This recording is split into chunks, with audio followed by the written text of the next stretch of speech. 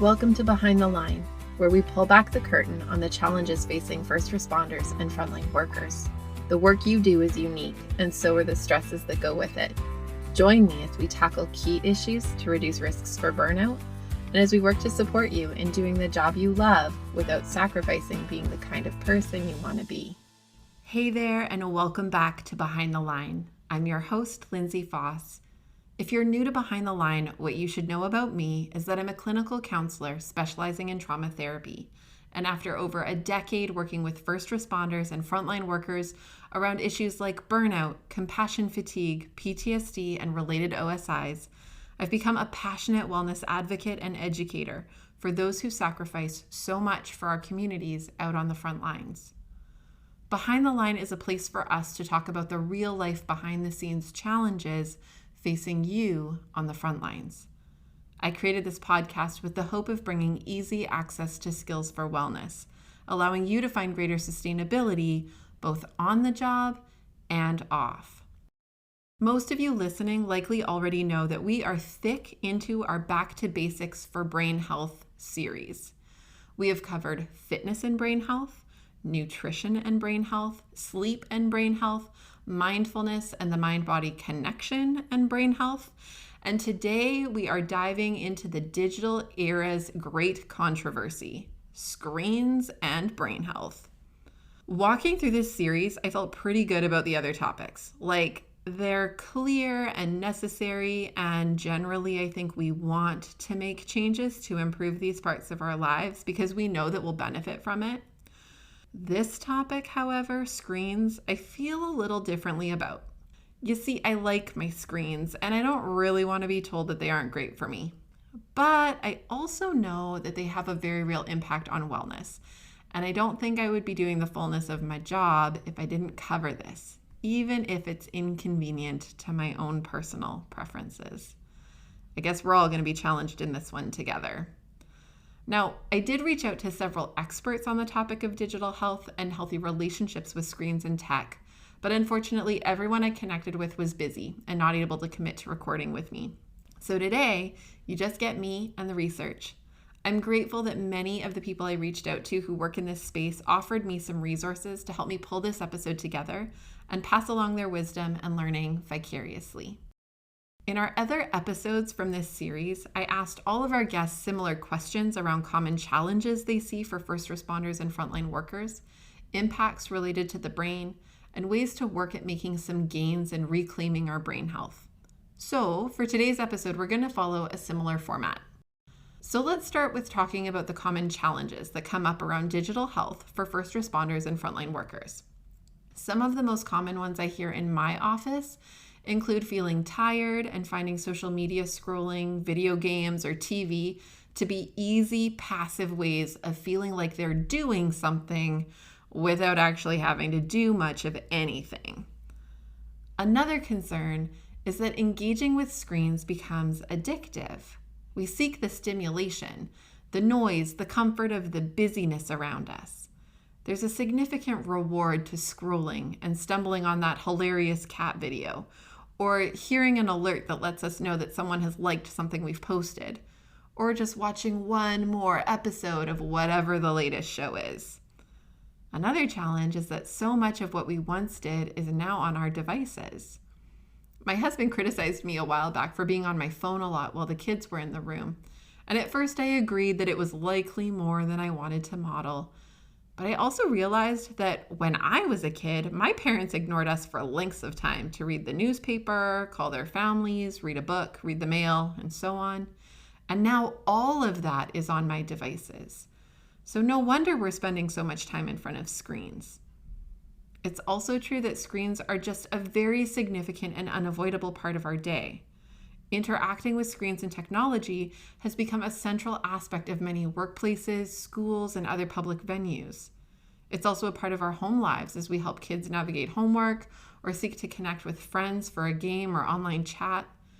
It's so embedded in our tasks and needed actions that even if we restricted use for pleasure, we would still find ourselves spending a lot of time in front of a screen.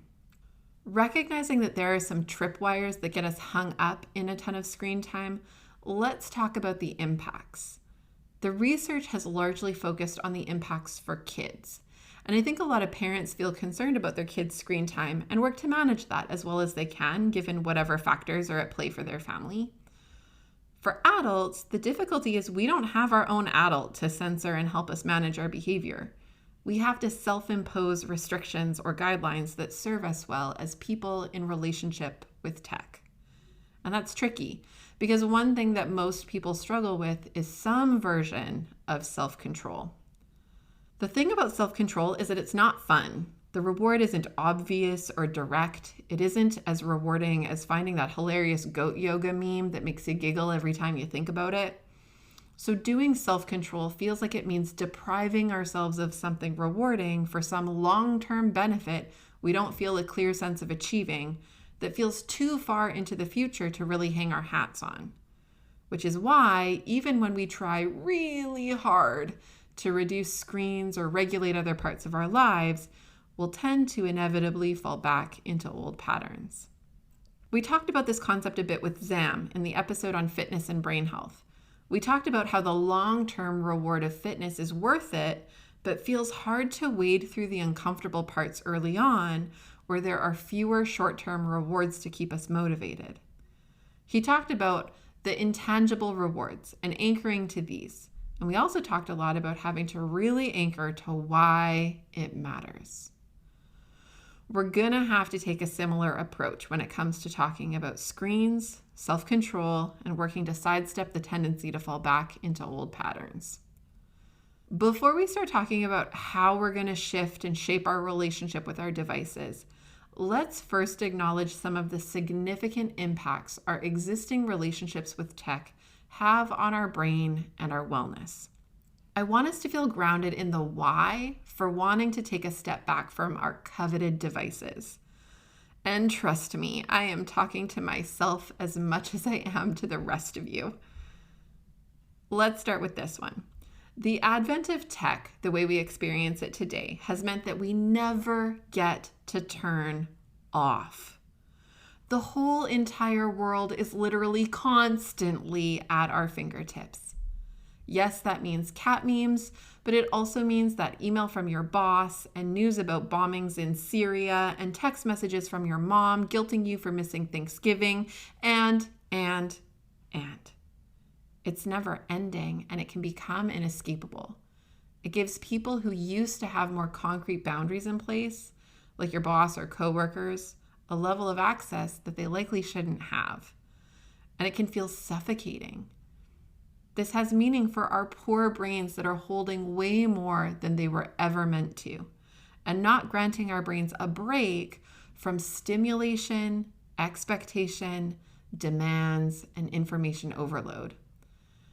There's some indication that this degree of connectivity is related with increasing anxiety rates. I was actually talking to my grandma about this a while ago.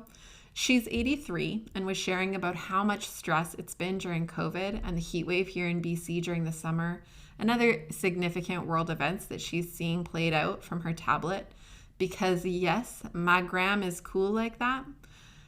I asked her about her memory of feeling stressed during wartime. Her dad was a soldier and she remembers him coming home from war. She shared that while wartime had its own stress, it was a different time. News only came occasionally and was so delayed from real-time action. Mail was slow, phones weren't in every home, and the access to information was really limited. Even things like pictures were mostly in black and white. There wasn't a lot of video. The exposure was different. She shared about how this meant that you could really just keep living your life, in many ways quite sheltered from what was happening out in the big wide world. You left school and went home. These parts of your life felt separate because they were. Same with work. Unless you farmed, you left work and went home and your work life was distinct from your home life. One ended and the other began. It was simpler, clearer, and not so inundating. She shared that as a teacher, she had always loved information and sought it out, but now finds having to be careful about how much she lets in and when, because it feels heavy and relentless and has a deep impact. She shared that hearing news from across the world on a scratchy radio was very different than watching video of serious world events in real time, and it elicits a more connected personal reaction, which is good and humanizing of events a world away, but not without a cost to those who feel weighed down and sometimes haunted by the visual confrontation of what happens out there. I can appreciate that the access to be connected to feels meaningful for us, but the reality of what it means to be on all the time has real consequences in terms of our wellness. For example, one study found that adults exposed to more than 6 hours a day of screens, including TV and computers, were significantly more likely to suffer from depression. One of the pieces cited in studies linking devices to mental health concerns like depression is not just to do with the information overload, but also to do with the sedentary nature of engaging in device use. We are finding ourselves to be an increasingly sedentary culture. I hear from a lot of first responders and frontline workers this echo of, I was run off my feet my whole set. When I'm on my days off, I don't want to move. And I get it. Although I likely have the opposite problem as someone who's literally paid to sit all day. But this circles us back to that interview with Zam a few weeks ago. Movement is one of the pieces that benefits our brain and our bodies in such meaningful ways. And the problem with devices is that they tend to really trip us up from getting the movement we need. They keep us engaged but stuck all at the same time. And that can be a contributing factor to mental health declines into depression. Also, we have to call out the impact of screens on sleep.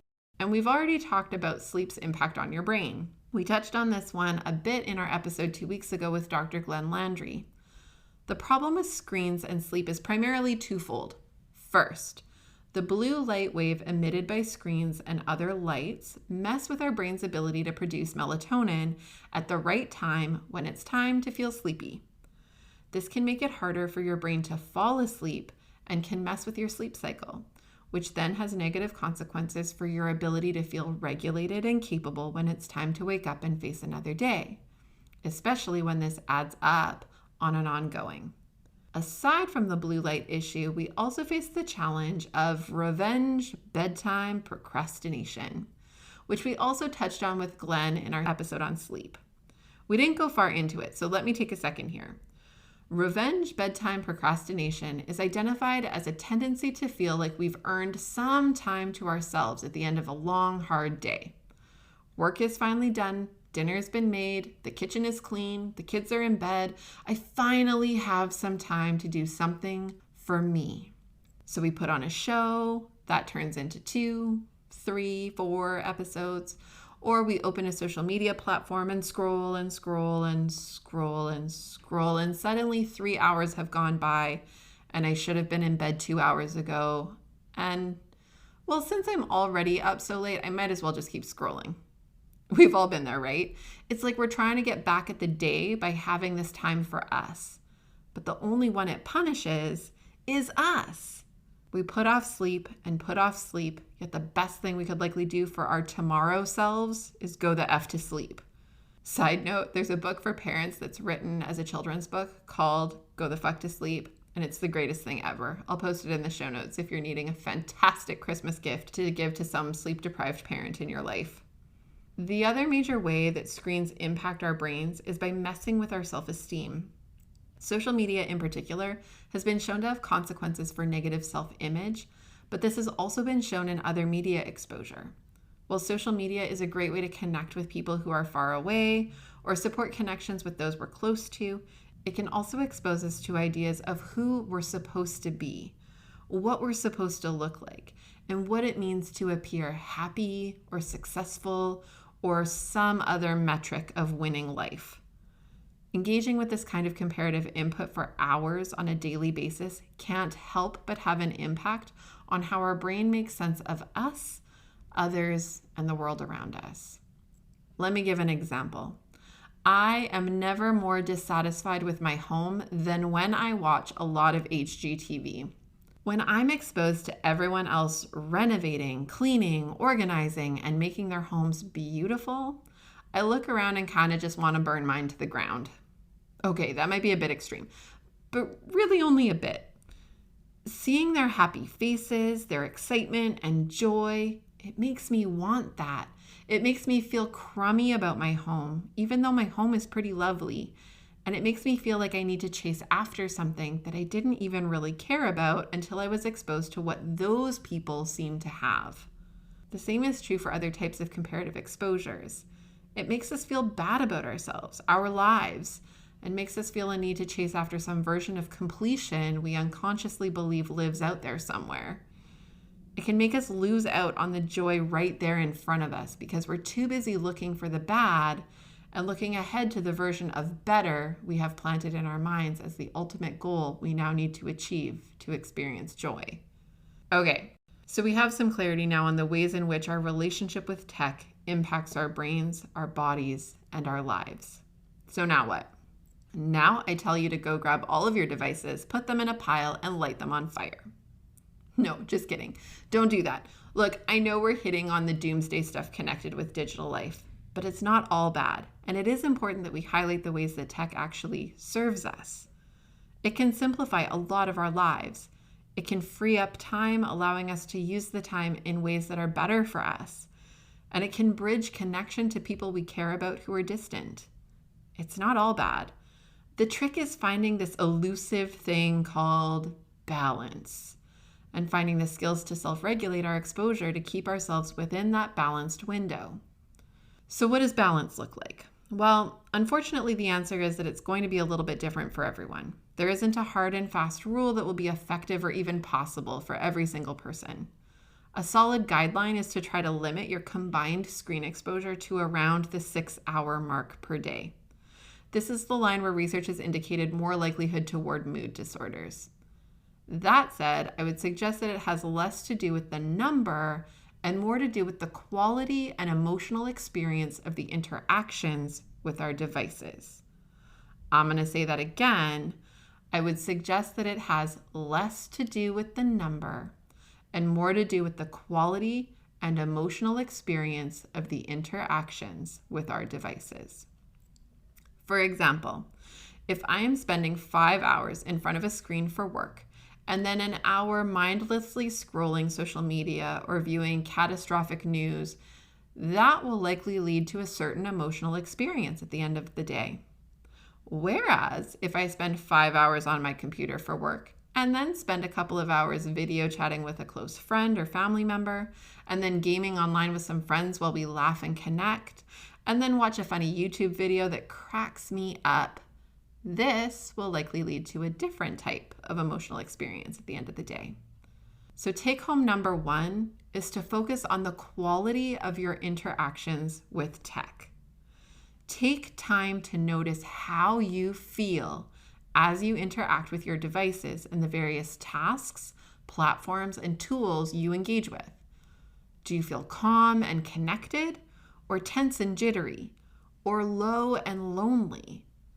Take pause and observe yourself, your body, and your emotions, and consider which aspects of tech are serving you well and which ones aren't.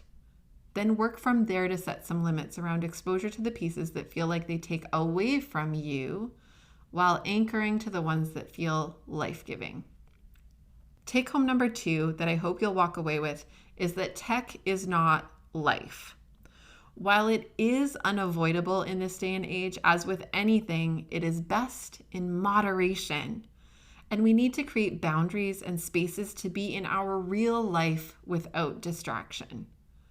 Carving out screen-free time in your daily life and being an active participant in finding or seeking out activities that feel engaging and connective without devices is vital. And if we're not careful, it's going to become a lost art. In some homes, there are set times, like dinner time, where devices are put away, or areas of the home like bedrooms or the kitchen table where devices are not welcome to be. Naming screen-free times or spaces identifies our valuing of being in our actual skin, making eye contact with those who surround us, or even just valuing being with ourselves undistracted to value what other needs we might have. Beyond the time and space, Setting our devices down also gives us the opportunity to pick up a hobby, notice what's around us, and engage on a level we can't achieve digitally. Whether it's taking up knitting, all the cool millennial kids are doing it, learning some new recipes, creating a family board game night tradition, trying a new sport, or goofing off with home repairs, there is a ton to do that isn't living vicariously through other people's lives on TikTok or numbing out while playing Candy Crush. Is that still a thing? Okay, takeaway number 3 is to focus on building a life you feel good about so that comparisons don't feel so tempting or overwhelming. Scrolling social media can lead us to a never-ending trap that often only ends in us feeling badly. But it doesn't tend to lead us toward taking action to remedy anything that we're feeling badly about. We just get stuck and feel helpless and miserable. Taking a step back from the temptation to scroll and instead invest our time and energy into building the life we long for is the only way out of the trap. Claiming our lives as our own, declaring them, and pouring ourselves into them is the only way to really feel good about where we're at. So often, the digital trap is to backburner our own actual lives. We miss the moments our kids invite us to play while watching some other mom nail imaginary playtime with their perfectly coiffed child in their perfectly adorable playroom that looks neat and tidy with white carpets to boot. We miss the moments of working on our own projects and feeling our own sense of accomplishment and completion while watching endless videos of someone else redoing their home or working on a project we can only imagine hoping for someday. We do this to the detriment of our sleep, our bodies, our self-esteem, and then connected to all of these to the detriment of our mental health. Because as our sleep sinks to keep scrolling or playing or watching, our bodies feel the effect of that. Our bodies are also feeling the effect of the lack of movement, as well as other physiological issues like worsening vision, tendinitis and other hand-wrist concerns, neck and back pain from poor posture, and so much more. Then tack on the comparison pieces that mess with our self-esteem, and the combination is a perfect storm for depression, anxiety, and other mental health concerns. Mix that in with being in work that already puts you at higher risk for mood disorders, PTSD, and related mental illnesses, as well as a higher risk for stress-related physiological concerns like heart disease, diabetes, and so on. Can you see how this all adds up? I get that self-regulating our choices is hard. Trust me, I get it. But if we don't do it, no one else will do it for us. And we'll find ourselves looking back and regretting that we didn't protect ourselves better when we had a chance. An author I really value, James Clear, the author of the book Atomic Habits, talks about our present-day choices as casting a vote for the person we want to be. I love this. It's uncomfortable, but it challenges me to consider how the behavior I'm choosing right now is either contributing positively or negatively toward the version of myself I hope to be a year from now or 10 years from now. When I think about who I want to be vivacious and full of energy to keep up with my kids as they age and my grandkids someday. I want to be attuned and aware of what's up for them. I don't want to miss things because I wasn't paying attention. I want to be present and remember the moments to be able to look back and reflect on the best times of my life without it feeling like a blur. And the choices I make today dictate whether I will get to have those things. The choice to play a game with my kids is far more likely to lead to special memories and moments than me ignoring them while I do one more thing on my phone. Spending time going for a walk will lead me to my goal far better than sitting to watch another episode of whatever show I won't remember in a day, let alone years from now. Anchoring to what matters is how we go about making change that feels meaningful for the long haul. As we move toward wrapping up for today, I'm curious what your takeaway will be. What kind of votes will you be casting for your future self? And are the votes you're casting in alignment with the future self you hope to be?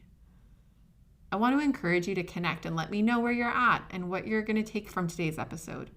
Reach out hilariously on social media. You can tag me or comment on the episode post we put up, or shoot me an email.